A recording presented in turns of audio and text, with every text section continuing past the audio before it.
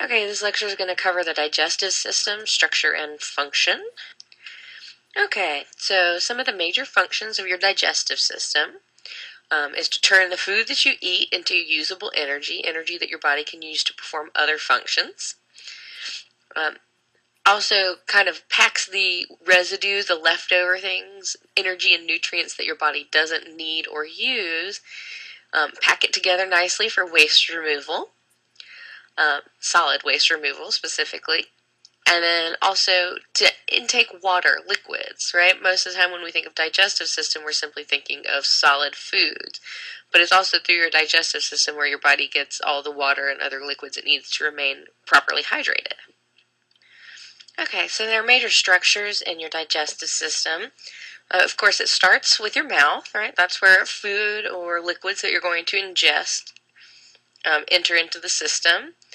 Right, in terms of food, your teeth help to break down the food and start that process off, making it into more manageable sized portions to be broken apart further into nutrients and things. From your mouth, the food or liquid enters into something called the esophagus. This is near your windpipe or your trachea, but it runs behind it. The food will move through here through a process called peristalsis. And what that is circular contractions, right, of smooth muscle to push things down. So I hope you remember that from when we talked about the muscular system. From the esophagus, it enters into your stomach, and this is a hollow organ, right? Empty except for when you put food in it. And it mixes the food up with enzymes and digestive juices and things like that to further break the food down into usable forms. All right, after the stomach, the ingested food or liquids go into the small intestine. Now, there are three segments to the small intestine: the duodenum, the jejunum, and the ileum. Now, the duodenum just continues the process of breaking down food, fairly similar to how the stomach does it, but it uses enzymes that are excreted by the pancreas and bile that's created by the liver to help with this breakdown process. The ileum and jejunum are the further along parts of your small intestine, and those really, their big function is to absorb up all the nutrients that have been broken down by the stomach and the small intestine, or the duodenum of the small intestine, and get all those nutrients into the bloodstream so they can be carried throughout the body to where they need to go. The small intestine in its entirety uses the process of peristalsis to continue to move the food and wastes and everything through the system.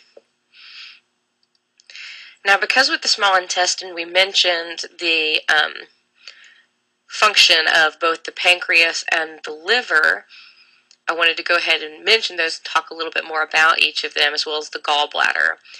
Now, the pancreas is located right near your small intestine, and it again secretes digestive enzymes that are released into the small intestine, specifically into the duodenum, that continues to break down food into manageable nutrients.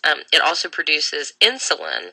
So when you hear about diabetes and people who have to take insulin shots because they are diabetic, it's because their pancreas is not properly functioning to make the production of insulin. Now, the liver is a really large organ that's kind of located next to your stomach, and it again releases bile into the duodenum or in the small intestine, and it processes some of the nutrients that are absorbed from within the small intestine. It's also involved in detoxification of the body, and that's why people who, for instance, are alcoholics tend to have issues with their liver because it's overworking. It's constantly trying to detoxify the body from that alcohol. Now, your gallbladder is located directly underneath your liver, and it stores and secretes the bile. So the bile that the liver is producing, it's storing it in the gallbladder and being released from there into the small intestines to continue to break down fats and things like that as needed. All right, now from the small intestine, digesting food, at this point really it's mostly wastes, continues on into the large intestine. Your colon is technically considered part of your large intestine. Again, it continues to process the food and pull out any last-minute nutrients or things that it's going to need from within the food. And then really its big function is to prepare it as a waste product to be removed from your body, right? How do you think the stool moves throughout the large intestine? Through the process of peristalsis. At this point, it should be pretty obvious that most of these things use that. And it's kind of interesting. It takes about 36 hours for stool to get completely through your colon, so completely through this large intestine process. Now, I'll put this up there because it's kind of an interesting fact, but stool, solid waste, right, is mostly food debris and what else? I'm hoping all you guys thought bacteria, because that's true. You have tons of bacteria, beneficial bacteria, that are located within your intestines that help the food breakdown process and everything. But of course, as food, like a big chunk of food waste is getting moved through there, it's going to pick up some of the bacteria along the way. And it's going to leave your body with the rest of the stool. Also, after the large intestine, it goes into the rectum, right? And that's where whole stool is sort of held until your body's ready to excrete it. And then your anus is the last part of this digestive tract, and it is the external opening, right? It's where stool actually exits from your body, or solid waste actually exit from your body. Now, a structure that I haven't been mentioning along the way are called sphincters, right? And these are muscles that are located around a tube. For instance, something like your esophagus, your stomach, your small intestine, your large intestine. All these things are sort of tubular in shape. And they open and close to selectively let things through or keep things out. So think about where along your digestive tract these might be. Hopefully you're guessing that they're along some of the major intersections of these organs that we were just mentioning. For instance, there is a sphincter that's located between your esophagus and your stomach, right? And now, of course, you want food to go from your esophagus to stomach. So it's not necessarily to keep food from going through from your esophagus into your stomach, but it does want to prevent food from coming back up, right? Because that can be problematic. Now, not to say that it doesn't happen sometimes. I'm guessing that most people have probably thrown up at some point or known someone who has.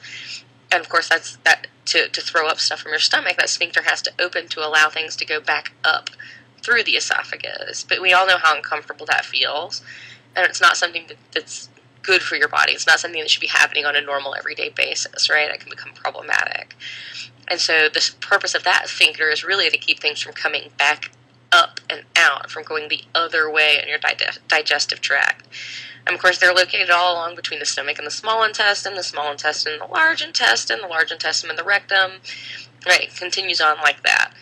And so you can kind of think to yourself whether or not they're there to selectively choose when to allow things to go through or to keep things out, depending on the functions that are happening in that area or at that intersection of organs.